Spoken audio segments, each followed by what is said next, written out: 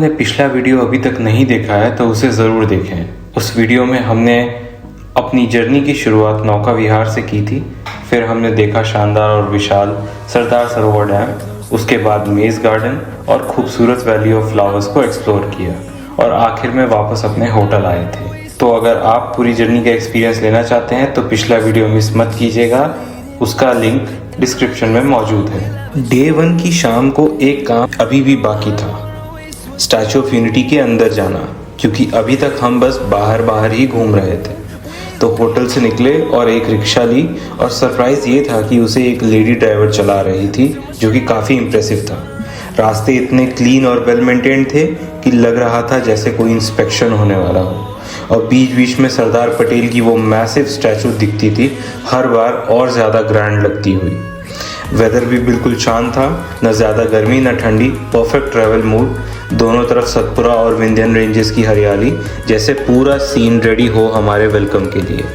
और बस इस छोटी सी राइड में ही एक्साइटमेंट नेक्स्ट लेवल पे पहुंच गया। तो जैसे ही हम एसओयू कैंपस के अंदर एंटर किए, सच में एंट्री बहुत ही स्मूथ और स्विफ्ट थी। कोई झंझट नहीं, सब कुछ बहुत ही अच्छे से मैनेज था।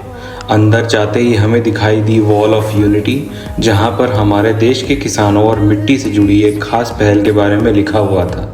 एक कैंपेन जिसमें हमारे देश के किसानों ने अपनी मिट्टी दान की थी। ये देखकर एक अलग ही गर्व महसूस हुआ। आगे बढ़ते हुए एसओयू का एंट्री पैसेज तो कमाल का था। चारों तरफ बड़े बड़े कैनोपी स्टाइल स्ट्रक्चर्स और उनके साथ छोटी छोटी हरियाली, जो पूरे माहौल को बहुत ही फ्रेश और खूबसूरत बना रही थी। और सबसे खास बात, स्टैचू की झलक हर समय साइड में दिखाई देती रहती थी, जो एक्साइटमेंट को और बढ़ा रही थी। लोगों की आसानी के लिए वहाँ एस्केलेटर भी लगे हुए थे, जिससे मूवमेंट बहुत ही स्मूथ हो जाता है। और जब हम आगे की तरफ बढ़ रहे थे तो सामने बहती हुई नर्मदा नदी का नज़ारा देखने लायक था। जैसे ही हम स्टैचू के बेस के पास पहुँचे, वहाँ हमें एक्वा पॉइंट भी दिखा, जहाँ फ्री में पीने का पानी उपलब्ध था। ये छोटी छोटी सुविधाएं इस जगह को और भी विजिटर फ्रेंडली बना देती हैं। अब जैसे ही हम स्टैचू के बेस तक पहुँचे तो पता चला कि ये सिर्फ बेस नहीं है, बल्कि एक पूरा म्यूज़ियम है। ये एक बड़े हॉल जैसे स्ट्रक्चर पर बना हुआ है, जहाँ पर कई सारी चीज़ें बहुत ही अच्छे तरीके से डिस्प्ले की गई है। जैसे ही हम अंदर एंटर करते हैं, वहाँ का एम्बियंस सच में बहुत ही शानदार लगता है। बाहर से बिल्कुल अंदाज़ा नहीं होता कि अंदर इतना बड़ा और स्पेशियस एरिया होगा। सब कुछ बहुत ही वेल मेंटेन, क्लीन और ऑर्गेनाइज्ड है। अब बात करें अंदर की चीज़ों की, तो यहाँ हमारे पीएम, गुजरात के सीएम और बाकी ऑफिशियल मेंबर्स की इनॉग्रेशन टाइम की पिक्चर्स देखने को मिलती है, जो उस खास मौके को कैप्चर करती है। इसके साथ ही सरकार द्वारा दिए गए एफर्ट्स को भी यहाँ दिखाया गया है, जो सरदार सरोवर प्रोजेक्ट से प्रभावित लोकल कम्युनिटी के रीसेटलमेंट और रिहैबिलिटेशन के लिए किए गए थे। इंजीनियर्स की मेहनत, प्रोजेक्ट के अलग अलग फेज़ और लेज़र शो की झलकियाँ भी यहाँ डिस्प्ले पर हैं। और हाँ, वो लेज़र शो हम आगे देखने वाले हैं। एक और ख़ास हाईलाइट है, 31 अक्टूबर 2018 की इनॉग्रेशन के दौरान पीएम द्वारा दिया गया फीडबैक, वो एक स्टोन लाइक स्ट्रक्चर पर डिस्प्ले किया गया है, जो कि काफ़ी यूनिक और अट्रैक्टिव लगता है। इसके अलावा भी यहाँ बहुत सारी चीज़ें हैं जो आप खुद एक्सप्लोर कर सकते हैं।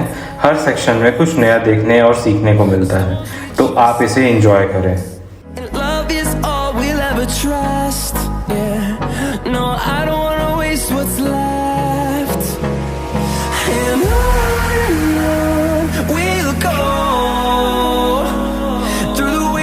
Through the highways till my shadow turns to sun rays, and on we'll go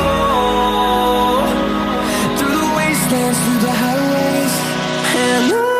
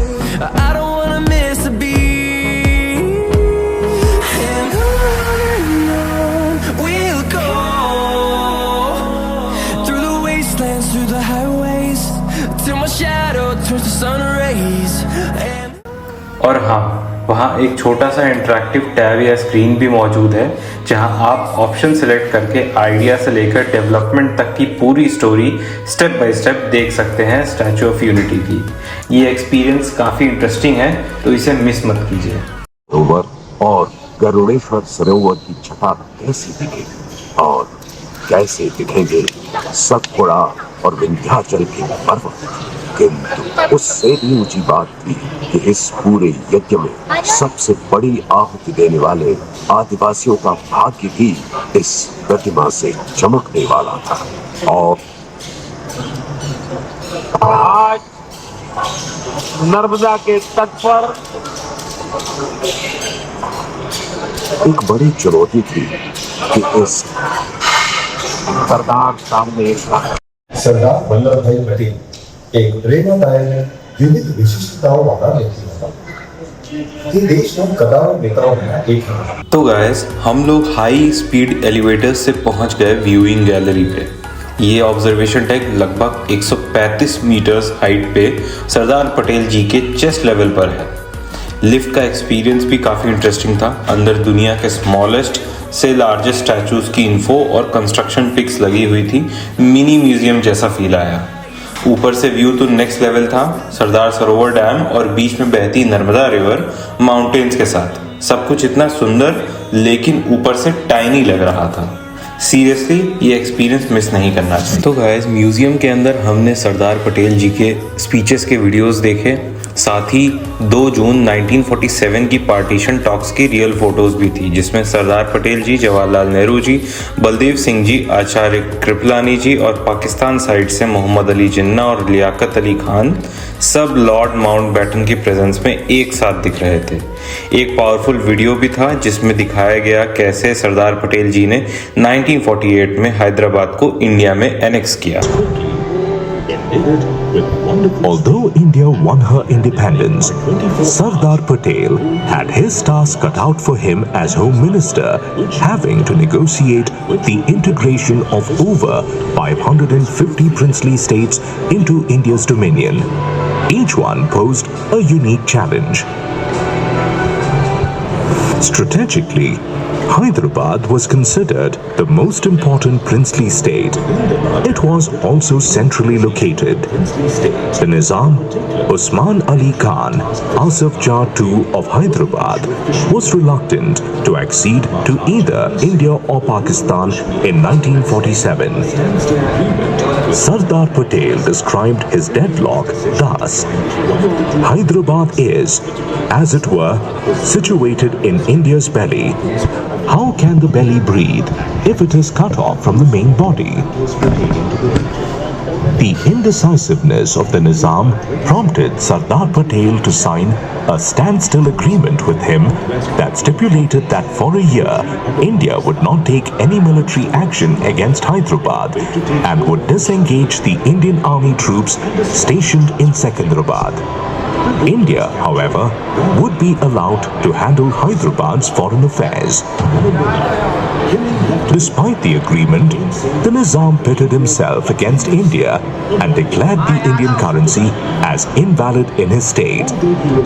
He even violated the agreement clauses and loaned 20 crore rupees to Pakistan. The match in the powder barrel was ignited on 5th September 1948 when the Nizam वहाँ पे उन सभी महाराजास की photos भी display थी जिन्होंने India join किया, उनके नेम्स के साथ। और सबसे इंटरेस्टिंग, हमें ओरिजिनल डॉक्यूमेंट्स भी दिखे जो कि उन लोगों ने साइन किए थे while integrating with India. side. I don't wanna waste what's left. जैसे कि 16 अगस्त 1947 को महाराजा सादुल सिंह ऑफ बीकानेर ने इंस्ट्रूमेंट ऑफ एक्सेशन साइन किया था लॉर्ड माउंटबेटन के साथ। 26 अक्टूबर 1947 को महाराजा हरी सिंह जी ने जम्मू एंड कश्मीर का एक्सेशन साइन किया और जयपुर स्टेट का एक्सेशन महाराजा सवाई मानसिंह II ने साइन किया था। Till my shadow turns to sun rays, and on we'll go through the wastelands, through the highways, and on we'll go.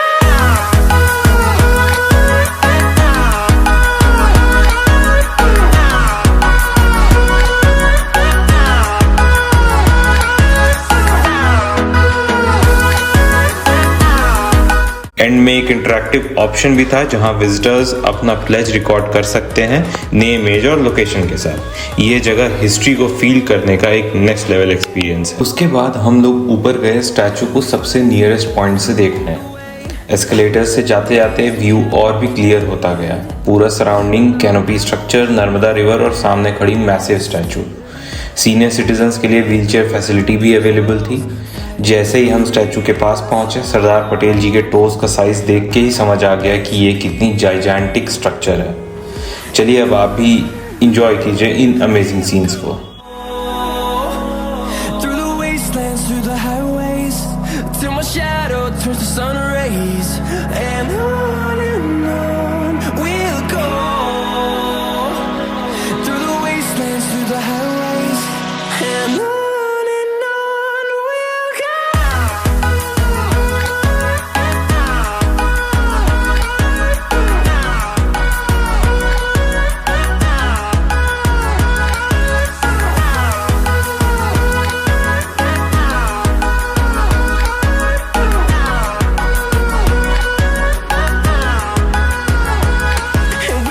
फिर हम नीचे आए और प्रोजेक्शन मैपिंग एरिया की तरफ गए जहां पर प्रोजेक्शन मैपिंग शो होता है। ये शो 6 PM से स्टार्ट होता है और इंटरेस्टिंग बात ये है कि इसे बस बे एरिया से भी देखा जा सकता है, वो भी फ्री में। वहाँ एक फूड कोर्ट भी था जहां हमने फ्रेंच कैरेमल और ईरानी कुल्फी आइसक्रीम ट्राई की। साथ ही प्रॉपर सीटिंग अरेंजमेंट था जहाँ से नर्मदा रिवर और सामने स्टैचू का ब्यूटीफुल फ्रंट व्यू मिल रहा था। यहाँ पर seating arrangement first come first serve basis पे मिलती है। थोड़ी देर बाद लोकल पुलिस बैंड भी आया और एटमॉस्फेयर और लाइवली हो गया।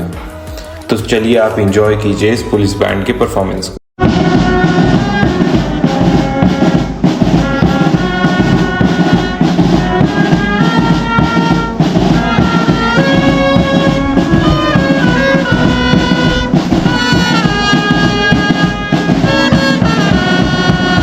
तो अब आप एंजॉय कीजिए फ्रंट व्यू के टाइम लैप्स को।